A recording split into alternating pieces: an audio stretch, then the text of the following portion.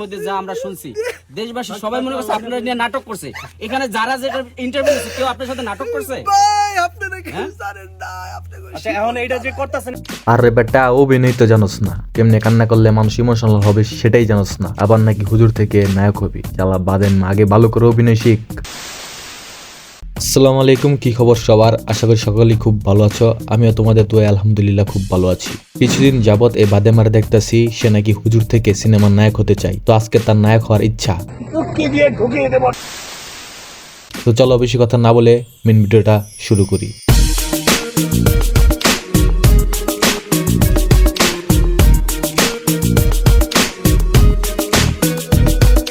এই হলো বাদেমা ফারুক, যে কিনা ফেল টেল কইরা মাওলানা হইছে। ফেল করলেও তার মাথা কিন্তু মোটামুটি ভালোই কাজ করে, কিন্তু ভালো কাজে না, শয়তানি করা কাজে তার মাথা মোটামুটি ভালোই কাজ করে। তো ফারুককে নিয়ে কিছু বলার আগে আরেক বাদেমারে এই ভিডিওতে আনতে হবে, আর সেই বাদেমা হলো শিপন। এই শালাই নাকি ভাইরালের সকল সিস্টেম জানে। তো বলি কি বাদেমা শিপন, আমার ভিডিওগুলা কিভাবে ভাইরাল হবে বুদ্ধি দে।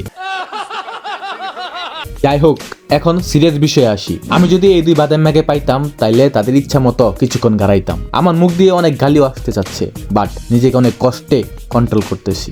না না এসবের কোনো প্রয়োজন নেই। এই বন্ডগুলা হুজুরও না মাল্লানাও না। এই শালারা হুজুর হওয়ার কথা কইয়া তলে তলে আরো বেশি আকাম করে। এই শালারা এরপরে এক সময় মাদ্রাসায় ছোট ছোট মেয়েদের দর্শন করে, কারণ শালারা প্রকৃত হুজুর না, তাই আল্লাহর ভয়ও তাদের মধ্যে নাই। তাদের চিন্তা শুধু ভাইরাল হওয়া আর মানুষের কাছে পৌঁছানো আর বেশি বেশি টাকা ইনকাম করা। তাই আমাদের উচিত এই আগাছাগুলোরে আগেই উকড়ে ফেলা। এই বন্ডদের সুযোগ দিলেও ভালো হবে সেটার কোনো গ্যারান্টি নাই। শিপনের সুযোগ দেওয়া হয়েছিল, কিন্তু সে আর ভালো হয় নাই। সে অন্যদের আরো শিখাই দেয় কিভাবে ভাইরাল হতে হবে। এদের যদি কিছু নাস্তিক কিছু টাকার লোভ দেখায় তাহলে তারা ইসলাম ধর্মকে ছোট করে ফেলবে, একবারও ভাববে না। আর কিছু আছে ভুয়া সাংবাদিক, তারা ইউটিউব ফেসবুক পেজ খুলেই ভাবে কি তারা বড় সাংবাদিক হয়ে গেছে। খোঁজ নিলে দেখা যাবে সব মূর্খ। ভিডিও করার আগে কোনো খোঁজ খবর নেবে না, তাদের দরকার ভিউজ। তোদের ইসলাম ধর্ম ভালো লাগে না, ঠিক আছে মানিস না, কিন্তু এইসব করে ধর্মকে ছোট করস কেন? ভাইরাল হওয়ার উদ্দেশ্যে ইসলাম ধর্মকে ব্যবহার করস কেন? তোদের কারণে কিছু বাদেমা নাস্তিকরা ইসলামকে নিয়ে আজে বাজে কথা বলে। তোদের মতো বন্ড হুজুরিদের জন্য নাস্তিকরা ভাবে ইসলাম ধর্মের সব মুসলিম তোদের মতো। তোরা ভাইরাল হওয়ার ইচ্ছায় আল্লাহকে ভুলে গেছস। তোদের মতো কিছু বন্ড হুজুরিদের জন্য আমরা মুসলিমরা অন্য ধর্মের কাছে হাসির পাত্র। তাই সরকারের উচিত এইসব নাস্তিক বা বন্ড হুজুরদের ছেলে বড়া, তাদের ভাইরাল হওয়ার ইচ্ছা চিরতরে বন্ধ করে দেওয়া। তারা ভাইরাল হবে হোক, কিন্তু ধর্ম নিয়ে এইসব কিসের ভাইরাল? এসব প্রশাসনের চোখে কি পড়ে না? প্রশাসনের উচিত এইসবকে আইনের আওতায় আনা।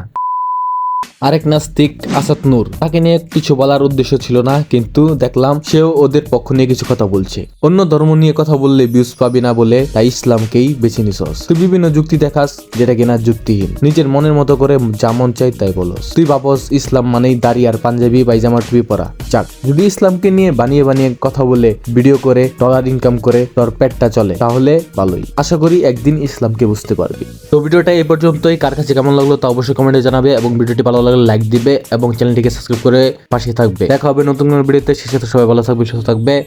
আল্লাহ হাফেজ।